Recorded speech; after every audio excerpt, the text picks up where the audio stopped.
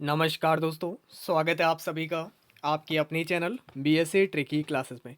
दोस्तों, आज की इस वीडियो में बात करने वाले यहाँ पर मंडी परिषद भर्ती परीक्षा में आज हम सामान्य विज्ञान के महत्वपूर्ण 30 प्रश्न आप लोग के साथ डिस्कस करेंगे। जैसा कि आप लोग की यहाँ पर डिमांड थी, रिक्वायरमेंट थी कि साइंस के क्वेश्चन आपके साथ डिस्कस किए जाए। तो इस साइंस की वीडियो बनाने में टाइम मुझे दोस्तों इसलिए लगा क्योंकि मैंने आप लोग के यूपी ट्रिपल एससी के अंतर्गत जो भी अब तक एग्जाम हुए उन सभी पेपर का जो है हमने विश्लेषण करके यह पाया है कि ये जो 30 क्वेश्चन है ये बार बार कहीं ना कहीं रिपीट हो जाते हैं। हर बार इस टाइप के क्वेश्चन आपके एग्जाम में पूछ लिए जाते हैं। तो उन्हीं क्वेश्चन को आज हम आप लोग के साथ डिस्कस करेंगे। आई होप आप सभी को हमारी आज की वीडियो और भी ज़्यादा पसंद आने वाली है क्योंकि बहुत ही इंटरेस्टिंग वीडियो रहेगी आप सभी लोगों के लिए। और इसका लेवल भी जो है काफ़ी टफ रहेगा। यदि आप लोग इन 30 क्वेश्चन में से 25 अगर मार्क्स अगर आप लोग गेन कर रहे हैं, इसका मतलब दोस्तों आपकी प्रिपरेशन बेस्ट चल रही है। तो चलिए बिना टाइम वेस्ट किए आज की अपने इस क्लास को शुरू करते हैं। चलिए शुरू करते हैं दोस्तों आज की अपनी साइंस की क्लास को। बात करते हैं हमारे सबसे पहले इंपॉर्टेंट क्वेश्चन की है, तो आइए देखते हैं। तो चलिए देख सकते हैं यहाँ पर आप लोग का पहला क्वेश्चन क्या दिया गया है कि बल्ब को तोड़ने पर तेज आवाज होती है क्योंकि। तो आपको बता दें फिलहाल इसका जो राइट आंसर है ये है आपका ए वाला। बल्ब के अंदर निर्वात में वायु तेजी से प्रवेश करती है इसलिए। ठीक है, क्योंकि आप सभी जानते हैं बल्ब के अंदर जो है, बल्ब का जो अंदर जो क्षेत्र होता है वो निर्वात होता है और उसमें एकदम वायु जो है तेजी से प्रवेश करती है। इस कारण जो है बल्ब को तोड़ने पर जो है आवाज़ तेज होती है। ओके दोस्तों, यदि आप लोग अपने चैनल बीएसए ट्रिकी क्लासेस पे नए हैं तो सब्सक्राइब जरूर कर लीजिएगा ताकि इसके रिगार्ड आप सभी को हमारी सारी इंपॉर्टेंट वीडियोस मिल सकें। और अभी तक अगर आप लोगों ने हमारे टेलीग्राम ग्रुप को ज्वाइन नहीं किया है तो बिल्कुल ज्वाइन कर सकते हैं। साथ ही आप हमें गूगल प्लस इंस्टाग्राम पर फॉलो कर सकते हैं और हमारे फेसबुक पेज को भी लाइक कर सकते हैं। सभी के लिंक आपको डिस्क्रिप्शन में दे रखे हैं। और साइंस की बुक कौन सी आपके लिए बेस्ट रहेगी तो उसका लिंक भी आपको डिस्क्रिप्शन में दिया गया है। आप लोग उस बुक को परचेस कर लीजिएगा। यदि आप लोग लेना चाहते हैं, साइंस की कोई बुक सर्च कर रहे हैं तो उस बुक को ले लीजिएगा। साइंस के क्वेश्चन उससे बाहर नहीं जा सकते। चलिए फिलहाल देखिए आपका क्वेश्चन नंबर सेकंड यहाँ पर आपको क्या दिया गया है।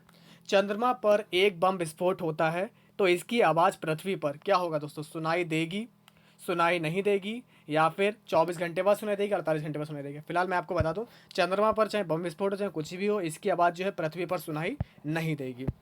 अगला क्वेश्चन देखिए यहाँ पर आपका क्या है। एक लड़की झूला झूल रही है, उसके पास अन्य लड़की आकर बैठ जाती है तो झूले का जो आवर्तकाल है, आवर्तकाल समझते हैं, मान लीजिए दोस्तों ये आपका एक झूला है, ठीक है, और झूला इस तरीके से जाता है, ठीक है, यहाँ इस स्थिति में गया, फिर यहाँ पर वापस आया, फिर इधर गया, इस तरीके से दोस्तों ये क्या हो रहा है, ये आवर्तकाल है इसका।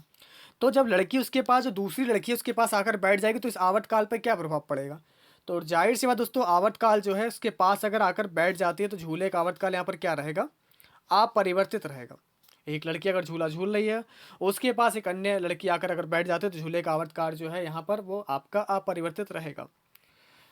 ठीक है, तो ये कुछ फिजिक्स के क्वेश्चन है। इसी तरीके से भी आगे केमिस्ट्री के क्वेश्चन आएंगे, फिर बायोलॉजी के आएंगे यानी कि जीव विज्ञान के, कुछ कंप्यूटर के रहेंगे और कुछ हमारे विविध के, जो हमारे विज्ञान में विविध के प्रश्न आपके एग्जाम में अक्सर आते रहते हैं वो भी आएंगे अभी आगे।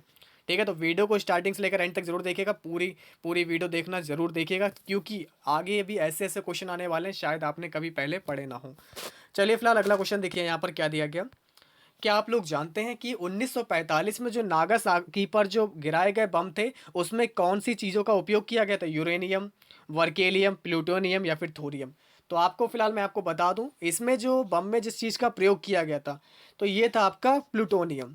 ठीक है, जो नागासाकी पर जो बम गिराए गए थे उसमें जो था प्लूटोनियम का जो है यूज़ किया गया था। चलिए फिलहाल अगला क्वेश्चन देखिए आपका क्या है। निम्न में से किसे जो है मॉर्निंग स्टार के नाम से जाना जाता है? ये कुछ क्वेश्चन ये यूपी ट्रिपल एससी के फेवरेट क्वेश्चन है। ठीक है, तो इनको आप लोग बिल्कुल रट लीजिएगा। मैं तो आप लोगों से यही कहूँगा कि आप लोग इसको याद कर लीजिएगा। ओके, और वीडियो दोस्तों पसंद आ रही तो लाइक जरूर कीजिएगा और जितने भी आपके फ्रेंड्स हैं सभी के साथ शेयर करना बिल्कुल ना भूलिएगा। चलिए फिलहाल मैं आपको बता दूं, इसका जो आपका आंसर है ये है आपका शुक्र। शुक्र ग्रह को जो है यहाँ पर मॉर्निंग स्टार के नाम से जाना जाता है। अब हम बात करेंगे कुछ हमारे जो है केमिस्ट्री के कुछ इंपॉर्टेंट क्वेश्चन आ चुके हैं। जैसा कि पिच ब्लेंडी की बात करें तो पिच ब्लेंडी एस्क है, ये किसका एस्क है? तो पिच ब्लेंडी एस्क है रेडियम का। ठीक है, ये किसका एक एस्क है? तो ये है रेडियम का। आगे बात करते हैं दवा बनाने के क्या काम आता है। तो दवा बनाने के लिए कौन सा अम्ल जो है वो काम में आता है? तो फिलहाल दवा बनाने के लिए बेंजोइक अम्ल काम में आता है। कौन सा अम्ल काम में आता है? Benzoic acid. फिलहाल नेक्स्ट क्वेश्चन देखिए आपका यहाँ पर क्या दिया गया है। पेंसिल में प्रयुक्त काला शीशा क्या होता है? दोस्तों, तो पेंसिल में जो आपके बीच में जो काले कलर का जो शीशा लगा होता है उसमें क्या होता है? हीरा, लोहा, कार्बन या फिर ग्रेफाइट? ठीक है। तो आप सभी लोग जानते हैं पेंसिल में जो बीच में जो काला पदार्थ लगा होता है वो ग्रेफाइट होता है, जो हम लोग लिखते हैं तो वो ग्रेफाइट होता है, जो काले कलर का होता है उसमें। इसके बाद दोस्तों आपका अगला क्वेश्चन देखिए, यहाँ पर क्या दिया गया है, निम्न में से कौन सा पाइसी कारक है। आप लोगों ने केमिस्ट्री में पढ़ा होगा कौन सा इसमें जो एग्जाम्पल ऐसा दिया गया है जो कि पाइसी कारक है। तो फिलहाल इसका जो राइट आंसर है तो ये है आपका साबुन यानी कि सोप। इसके बाद देखिए अगला क्वेश्चन क्या है, ओलियम क्या है। यहाँ पर आपको बताना है कि ओलियम जो है ये क्या है। ठीक है, तो मैं आपको बता दूं यहाँ पर आपके एग्जाम्पल दिया गया है कि अमोनिया का जलीय विलयन, नाइट्रिक अम्ल, एसिटिक अम्ल या फिर सधूम्र सल्फ्यूरिक एसिड। तो आप लोग माइंड लगाइए, सोचिए, बताइएगा इसका आंसर। ठीक है, जब तक मैं आपसे यहाँ पर अगला क्वेश्चन बता देता हूँ कि आग लगाने वाले जो नापाम बम में आग उत्पन्न करने का मुख्य पदार्थ क्या होता है। इसमें जो आग लगाने वाले जो नापाम बम आते हैं तो इसमें आग उत्पन्न करने वाले मुख्य पदार्थ कौन सा है। तो इसमें जो है आपका आग उत्पन्न करने वाला जो मुख्य पदार्थ है वो है नेफ्थेनेट पामीटेट। क्या है दोस्तों इसका पदार्थ का नाम है, देखिए नापाम बम से याद रख सकते हैं, नेफ्थेनेट पामीटेट। क्लियर है। और जैसा कि दोस्तों मैंने अभी आपको बताया था यहाँ पर कि ओलियम क्या है, तो फिलहाल आपको बता दें ओलियम जो है ये आपका एक सधूम्र सल्फ्यूरिक एसिड है। ठीक है, सधूम्र सल्फ्यूरिक एसिड को बोलते हैं हम लोग दोस्तों यहाँ पर क्या बोलते हैं इसको दोस्तों, बोला जाता है यहाँ पर ओलियम। ठीक है, ओके। चलिए फिलहाल देखिए अब हम बात करेंगे यहाँ पर जीव विज्ञान के कुछ क्वेश्चन आपके इंपॉर्टेंट आ चुके हैं आप लोग के सामने। जैसा कि यहाँ पर इसका पहला क्वेश्चन है, बॉटुलेज में जो है ये क्या है। तो मैं आपको बता दूं बॉटुलेज में क्या होता है, एक प्रकार का भोजन दूषण जो कि क्लोस्ट्रीडियम बोटुलिज्म जीवाणु द्वारा होता है। ठीक है, जो क्लोस्ट्रीडियम जो आपका जो है बॉटुलिज्म होता है वो जीवाणु के द्वारा होता है, ये एक प्रकार का भोजन दूषण है।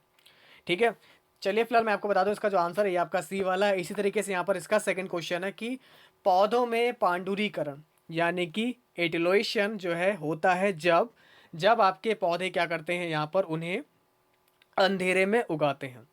ठीक है, पौधे में जो आपका पांडुरीकरण होता है ये जब होता है जब उन्हें अंधेरे में उगाते हैं। ठीक है, ध्यान रखिएगा आप सभी लोग मिलकर।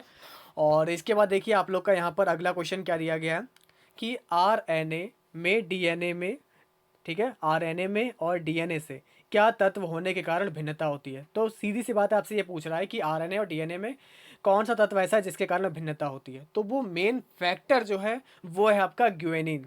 ठीक है, गुएनिन जो है आपका ये एक ऐसा फैक्टर है जिसके कारण इन दोनों में आरएनए और डीएनए इन दोनों में ही जो है भिन्नता होती है। और स्तनधारियों की बात करें तो स्तनधारियों की लार में कौन सा एंजाइम पाया जाता है।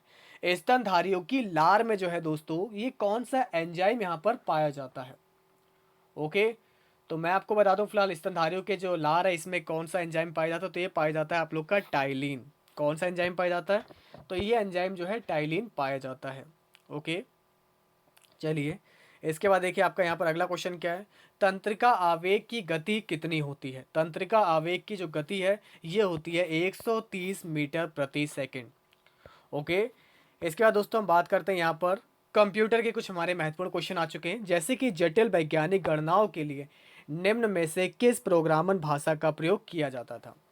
दोस्तों ये आपकी जो प्राचीन टाइम की बात है, स्टार्टिंग के टाइम में, ठीक है, जो जटिल वैज्ञानिक गणनाएं की जाती थी, जो भी साइंटिफिक कैलकुलेशन की जाती थी, तो उसके उसके लिए जो है जिस प्रोग्रामिंग लैंग्वेज का यूज़ करते थे वो थी आप लोग की फोस्ट्रॉन।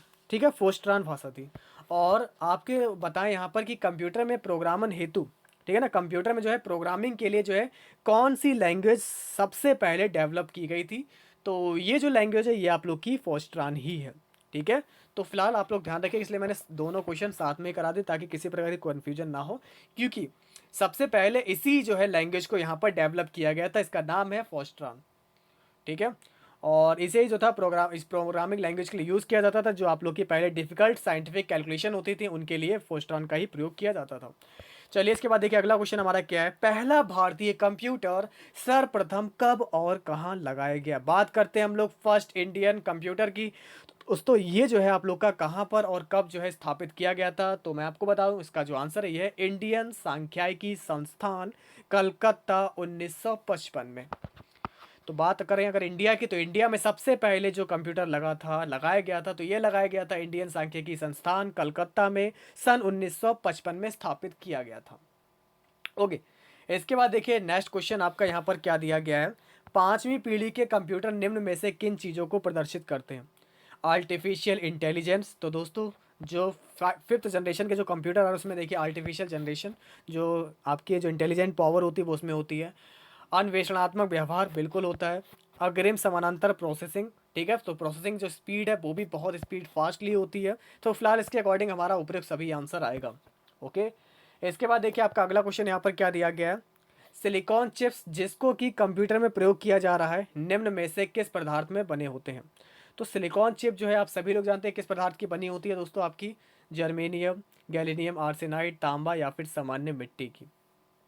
ओके, तो फिलहाल दोस्तों ये जो है आपकी सिलिकॉन चिप, इसका आंसर रहेगा आप लोग का डी वाला। इसके बाद देखिए आप लोग का अगला क्वेश्चन क्या है, और वैसे मैं आपको बताऊं जर्मेनियम होता है, ठीक है। सिलिकॉन या तो सिलिका की बनती है या फिर जर्मेनियम की बनती है। इसके बाद देखिए आप लोग का अगला क्वेश्चन क्या है, कंप्यूटर आंकड़ों में गलती के निम्न में से क्या कहते हैं? दोस्तों कंप्यूटर आंकड़ों में जो है जो गलती हो जाती है उसको क्या बोलते हैं? उसको बोलते हैं बग करना। और गलतियों को सर्च करना, ढूंढना, उसको बोलते हैं डिबग करना, डिबगिंग। और गलतियां होती क्या, गलती को बोलते हैं कंप्यूटर में बग। क्लियर है? ओके, अब हम कुछ बात करेंगे यहाँ पर विविध वाले क्वेश्चन की, जैसे कि मॉन्ट ब्लैक्स, ठीक है। मॉन्ट ब्लैक्स क्या है? तो मॉन्ट ब्लैक्स है मौसम संबंधी परीक्षण। जो मौसम संबंधी परीक्षण होते हैं उसको बोलते हैं मॉन्ट ब्लैक्स। चलिए इसके बाद देखिए अगला क्वेश्चन क्या है, ठीक है। बस आप लोग के इसके बाद 5 क्वेश्चन ही बचे हैं। जैसे कि आदमी जो है वो यौन यानी कि जमाई क्यों लेता है, इस तरीके से, तो उसे जमाई जो है क्यों आती है? तो आपको बताएं इसका जो आंसर ये है, ज़्यादा ऑक्सीजन लेने के लिए। वो जमाई इसलिए लेता ताकि वो जो है ज़्यादा से ज़्यादा ऑक्सीजन को ग्रहण कर सके, इसीलिए उसे जो है यौन लेता है वो। अगला क्वेश्चन देखिए यहाँ पर क्या है, सामान्यतः निम्न में से किसे भविष्य का ईंधन कहा जाता है? दोस्तों भविष्य के ईंधन की बात करें तो हाइड्रोजन को जो है भविष्य का ईंधन कहा जाता है। और एंटीपायरेटिक ली जाती है। तो एंटीपायरेटिक दोस्तों क्यों ली जाती है? बुखार कम करने के लिए, ठीक है। तो एंटीपायरेटिक जो है इसलिए ली जाती है ताकि बुखार को कम किया जा सके। नेक्स्ट देखिए यहाँ पर क्या है, कीटनाशक गैम्बैक्सिन, ठीक है। कीटनाशक गैमैक्सिन निम्न में से किस सूत्रीकरण पर आधारित है? तो जिस सूत्रीकरण पर आधारित है वो है आपका डीडीटी। किस पर? डीडीटी। अगला क्वेश्चन सॉरी, ये जो है आप लोग का इसका राइट आंसर होगा बेंजीन हेक्साक्लोराइड। ओके, डीडीटी नहीं होगा, बेंजीन हेक्साक्लोराइड होगा। क्लियर है इतनी बात? और इसके बाद दोस्तों मैं आपसे बात करूं यहाँ पर जो अगला क्वेश्चन आपका है, ये है लास्ट क्वेश्चन आज का। जिस प्रकार आप लोग देख रहे होंगे ये जो है निम्न में से किस प्रकार का ब्रिज है? इस तरीके से आपको एक ब्रिज दिया गया और ये आपको बताना है किस टाइप का ब्रिज है। Suspension bridge, cable stand bridge, या फिर कैंटिलीवर ब्रिज, या फिर कॉन्टिन्यूअस ब्रिज। तो ये जो आपका ब्रिज है ये है आपका सस्पेंशन ब्रिज। ओके, चलिए फिलहाल दोस्तों आज की इस वीडियो में इतना ही। आई होप आप सभी को आज की वीडियो काफ़ी पसंद आई। तो वीडियो को लाइक और शेयर करना बिल्कुल ना भूलिएगा, और जितने भी क्वेश्चन थे इन सभी को आप लोग याद कर लीजिएगा। और मुझे कमेंट करके ये ज़रूर बताइएगा कि आप लोग के जो है यहाँ पर 30 में से कितने क्वेश्चन आप लोग के करेक्ट हुए हैं। ओके, तो फिलहाल आज की इस वीडियो में सिर्फ इतना ही। फिर मिलते हैं आप लोगों से दोस्तों इस तरीके के कुछ और लेटेस्ट टॉपिक के साथ। तो बने रहिए दोस्तों आप लोग अपने चैनल BSc ट्रिकी क्लासेस में। तब तक के लिए नमस्कार।